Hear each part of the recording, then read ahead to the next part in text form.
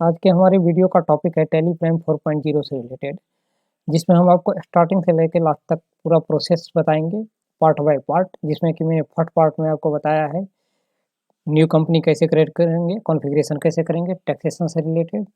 एक कंपनी अगर 2 स्टेट में है तो उसका रजिस्ट्रेशन इनेबल कैसे, कॉन्फ़िगरेशन कैसे करेंगे, मंथली क्वार्टरली एक्टिवेट कैसे करेंगे, इनएक्टिवेट कैसे करेंगे, टैक्सेबल लेजर कॉमन और टैक्स वाइज कैसे कॉन्फ़िगरेशन करेंगे, क्योंकि ये सब चीज़ जो है बहुत ही इंपॉर्टेंट है इस टैली पॉइंट 4.0 में खास करके।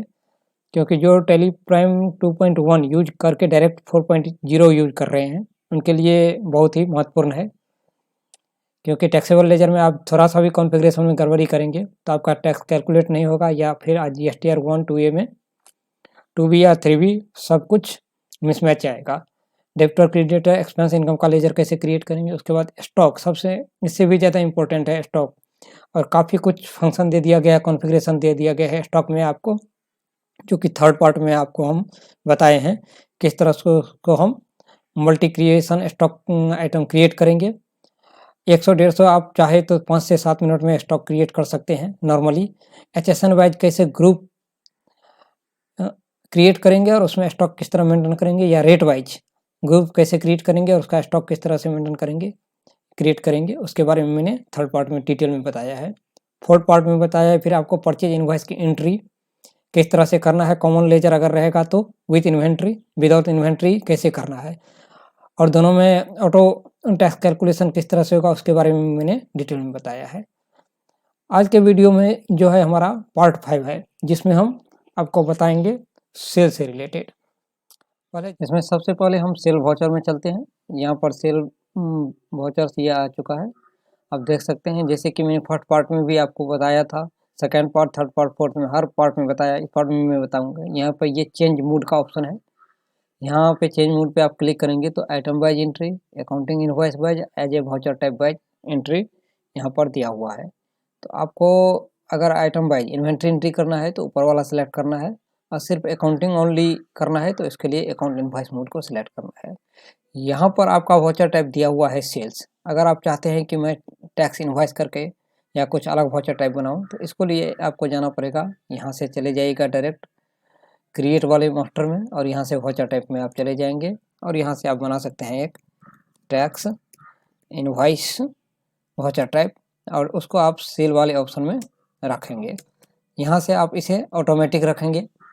अगर आप टैली से सेल बिल जनरेट कर रहे हैं तो फिर इसे ऑटोमेटिक रखना पड़ेगा। अगर किसी अदर सॉफ्टवेयर से आप सेल बिल जनरेट कर रहे हैं, सेल इनवॉइस, तो फिर उसे मैनुअली रखना पड़ेगा, क्योंकि जो आपके अदर वाले सॉफ्टवेयर में इनवॉइस नंबर आएगा वही आपको यहाँ पर भी देना पड़ेगा। ओके, तो जैसे मैं कि यहाँ पर मैं अभी ऑटोमेटिक करूँगा, मान के चलिए मुझे टैली से ही जनरेट करना है, तो आपको ये री नंबर, मतलब जो नंबर आप एक बार यूज कर लिए हैं वही नंबर दोबारा यूज करना चाहते हैं तो री नंबर रखेंगे, वरना ये नीचे वाला ऑप्शन रखेंगे। इसमें सिर्फ एक बार में आपका एक ही नंबर जनरेट होगा, वो नंबर दोबारा आप जनरेट नहीं कर सकते हैं। उसके बाद यहाँ से आप इसको यस कर लेंगे, और ये आप अपना वाउचर नंबर जो सीरियल नंबर है वो यहाँ से सेट करेंगे। इसको यहाँ पे नंबरिकल पार्ट 2 रखेंगे, इसको यस कर देंगे। अगर आप चाहते हैं कि 2 नंबर रखूं, 2 नंबर का रखूं मैं कम से कम मिनिमम, जैसे 01 02 इस तरह करके, और उस 0 लगे पीछे तो आप इसको यस करेंगे। अगर चाहते हैं आप 0 ना लगे तो इसको आप नो रखेंगे। जिस फाइनेंशियल ईयर से या जिस डेट से आपको रखना है सीरियल नंबर, वो डेट फाइनेंशियल ईयर यहाँ पे आप ले लेंगे। ये सब एज ए टीज रहने देंगे, और यहाँ पर फिर वही सेम सब कुछ, और यहाँ से आप दे देंगे अपना सेल इनवॉइस का सीरियल नंबर जो भी आपको देना हो। ओके, ये हो गया, आप दे दिए यहाँ पर, और फिर इसको यहाँ से हटा देंगे और इसे सबको एज ए टीज रहने देंगे, और नीचे इसके बारे में हम डिटेल में आगे आपको समझाएंगे। फिलहाल टैक्स इनवॉइस किस तरह जनरेट होता है, उसका सीरियल नंबर कैसे सेट करेंगे, इसके बारे में मैंने बताया है। और इसको कंट्रोल से हम कर लेंगे सेव। ये आपका बन के रेडी है सेल में एक और वाउचर टाइप। यहाँ से आप जैसे ही सेल वाले ऑप्शन पे क्लिक करेंगे आपके सामने ये ऑप्शन आ जाएगा टैक्स इनवॉइस का। टैक्स इनवॉइस पे जैसे ही आप क्लिक करेंगे ऑटोमेटिक आपका ये देख लीजिए आ चुका है। आप चाहें तो इसे भी रेफरेंस नंबर में दे सकते हैं। यहाँ से मैंने ये ले लिया है और इसे सेलेक्ट करेंगे। अब यहाँ से आपका जो भी डेप्टर्स है, कस्टमर है, उसको आप सेलेक्ट कर लेंगे। सेलेक्ट करने के बाद यहाँ पर ऑप्शन आपको दिखाई दे रहा है चेंज मोड का, जो कि बताए हैं अभी। तो मान के चलिए आपको अकाउंटिंग इनवॉइस मोड में करना है, तो ये वाला ऑप्शन आप सेलेक्ट करेंगे। और यहाँ पर आप जैसे ही अकाउंटिंग इनवॉइस मोड सेलेक्ट करेंगे तो इसमें आपका कोई भी आइटम शो नहीं होगा, लेकिन जैसे ही आप मोड करके आइटम इनवॉइस मोड करेंगे वैसे ही आपका इन्वेंट्री एंट्री मोड आ जाएगा और आप accounting wise item wise accounting कर सकते हैं। तो फिलहाल फर्स्ट में पहले मैं बताता हूँ आपको अकाउंटिंग इनवॉइस मोड, फिर आइटम इनवॉइस मोड। उसमें आइटम इनवॉइस मोड में मैं ये भी आपको बताऊंगा कि किस तरह से ऑटोमेटिक टैक्स कैलकुलेशन हो जाएगा। इस सबसे पहले सबसे ज़्यादा इम्पोर्टेंट चीज़ कि आप अगर आइटम इनवॉइस मोड में करते हैं अकाउंटिंग तो कॉमन लेजर रखिए। ये नहीं कि अब ये 28% का है तो अलग लेजर बनाएंगे सेल का, और ये 18% का है फिर 18% का अलग लेजर बनाएंगे, ऐसा नहीं। 4.0 में ये सबसे अच्छा सुविधा आपके लिए हो जाएगा कि ये आपका कैलकुलेशन जो करेगा ये आपके डेप्टर के हिसाब से कैलकुलेशन करेगा। उसके बारे में मैं अभी आपको बताऊंगा। तो पहले मैं आपको अकाउंटिंग इनवॉइस मोड के बारे में बता देता हूँ। यहाँ से आ जाएंगे और यहाँ पे जैसे कि आपको सेल वाला एंट्री करना है, मान के चलिए आप ओनली अकाउंटिंग इनवॉइस मोड में करेंगे, चाहे वो सेंट्रल हो चाहे वो लोकल सेल हो।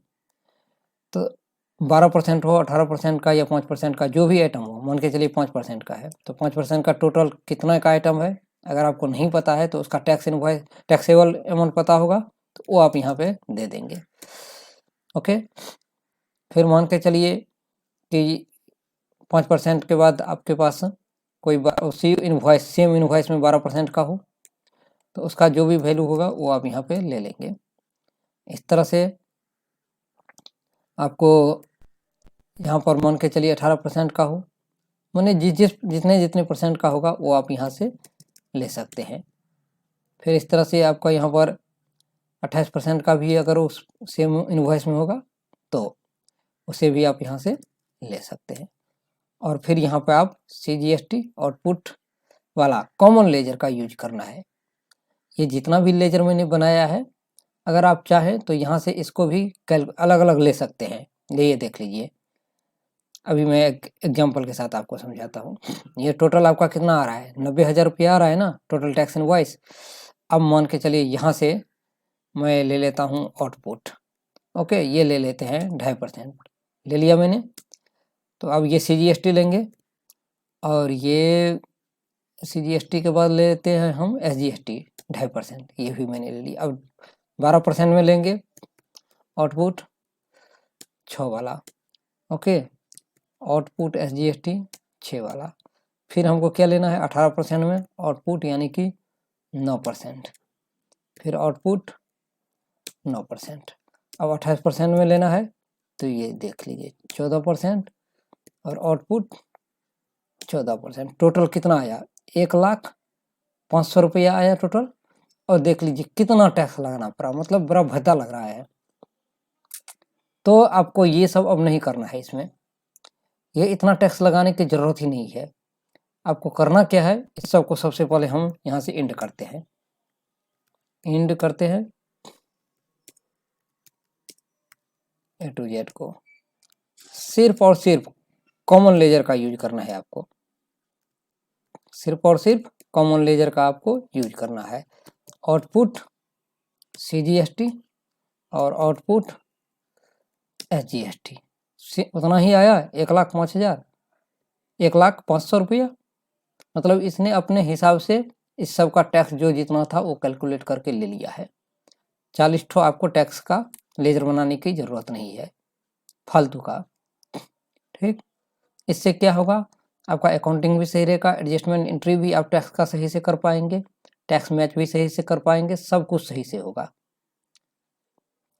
ठीक, लेकिन इसमें जो है आपको ये परसेंटेज वाइज इसलिए कह रहा हूँ क्योंकि आपने आइटम वाइज एंट्री तो क्या नहीं, फिर आपको कैसे पता चलेगा कि इसमें से 5% क्या 12% कितना है, तो ये करना ही पड़ेगा। लेकिन अगर यही चीज़ आप आइटम इनवॉइस मोड में करेंगे तो फिर इसकी भी ज़रूरत नहीं है। फिर जिस तरह ये कॉमन लेजर लिए हैं ये भी आप कॉमन लेजर सिर्फ एक ले सकते हैं, ये चारों का एक, वो भी मैं अभी आपको समझाता हूँ। तो इस तरह से हम यहाँ इसका सेव कर सकते हैं डाटा। ये तो हो गया आपका क्या, tax and only accounting mode में। अगर हम मूड चेंज कर देते हैं यहाँ से और आइटम इनवॉइस मोड में आ जाते हैं, फिर कैसे करेंगे? यहाँ पर ये ले लेंगे सब कुछ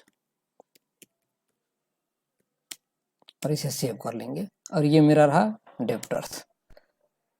okay, attend due date extended और लगाए हुए हैं, इसलिए ये शो हो रहा है। अब यहाँ पर जैसे कि मैंने फर्स्ट वीडियो में लगाया था, local cell, sorry first video करे हैं, फर्स्ट एंट्री में गुड सेल यहाँ से 12%, 5% अलग अलग लिया था, लेकिन इस सब का सिर्फ एक ही कॉमन लेजर है, और ये है गुड सेल्स। ओके, और इसको मैं इंटर करके यहाँ पे ले लेता हूँ, ये मैंने ले लिया। अब यहाँ से हम आइटम वाइज सेलेक्ट करेंगे एंट्री। ओके, जैसे कि कूल फैन है, ये मैंने ले लिया और यहाँ से इसे मैंने दे दिया। इसका जो भी रेट होगा टैक्सेबल रेट, वो हम यहाँ पर ले लेंगे। यहाँ से मैंने ये कूलिंग फैन ले लिया, एंटर करेंगे। यहाँ पर ही मैंने इसका क्वांटिटी ले लिया, जो भी इसका अगर टोटल इंक्लूड टैक्स रेट ना पता हो तो टैक्सेबल रेट जो भी होगा वो आप यहाँ से ले लेंगे। ओके, एंटर करेंगे। एंटर करने के बाद फिर हम यहाँ से ले लेंगे दूसरा आइटम। ओके, अब ये 5 पीस है, तो जो भी इसका रेट रहेगा वो हम यहाँ पर ले लेंगे। ये भी मैंने ले लिया।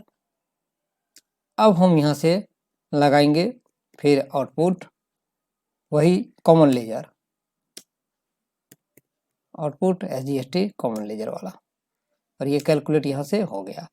अब यहाँ पर एक चीज़ देखिए, ये मुझे मैनुअली लगाना पड़ा। अगर आप चाहते हैं कि मैं सिर्फ यहाँ पर आइटम सेलेक्ट करूँ और ये सब सेलेक्ट हो और ये ऑटोमेटिक कैलकुलेशन होता रहे, तो ये किस तरह से करेंगे उसके बारे में मैं बताता हूँ।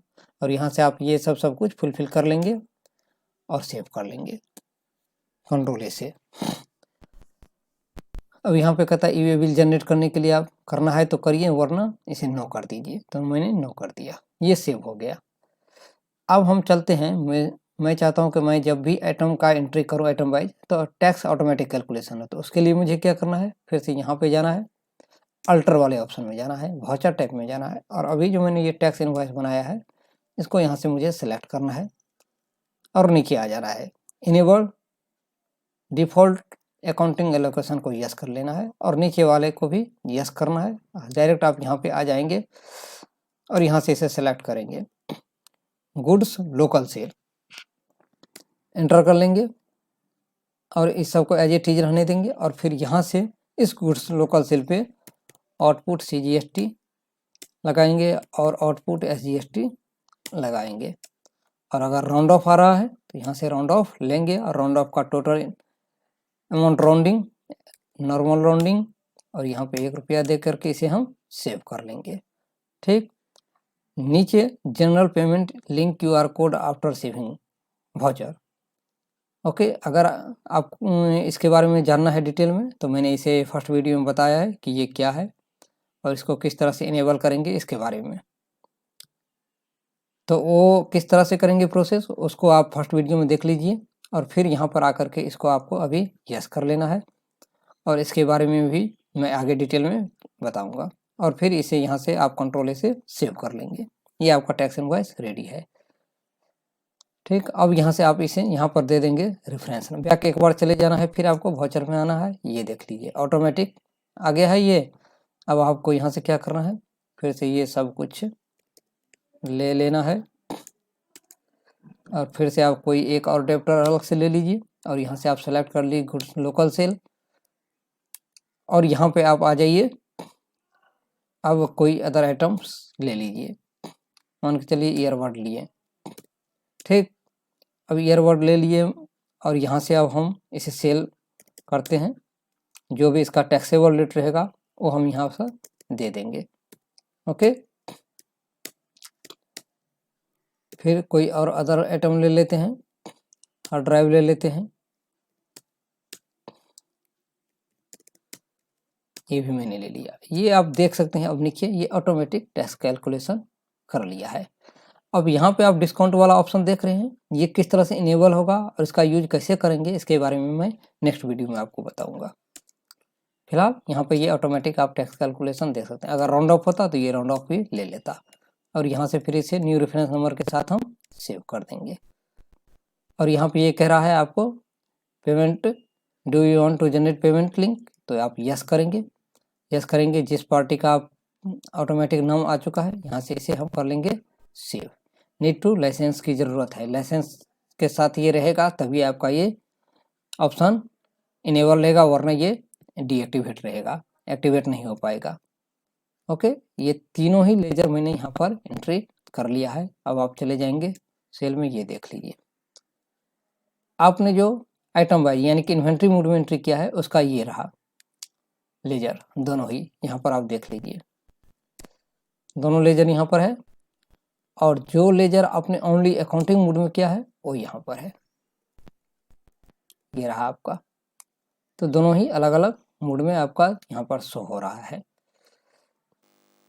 अब नेक्स्ट वीडियो में हम बात करेंगे ये जो भी डिटेल है डिस्काउंट वगैरह का जो अभी मैंने बताया है यहाँ पर, जैसे कि आप यहाँ आ जाइए और ये डिस्काउंट वगैरह किस तरह से ये इनेबल करेंगे, कैसे इसका लेजर सेलेक्ट करेंगे, नीचे में ऑटोमेटिक कैसे कैलकुलेशन हो जाता है डिस्काउंट का, इस सब के बारे में हम डिटेल में नेक्स्ट वीडियो में बताएंगे।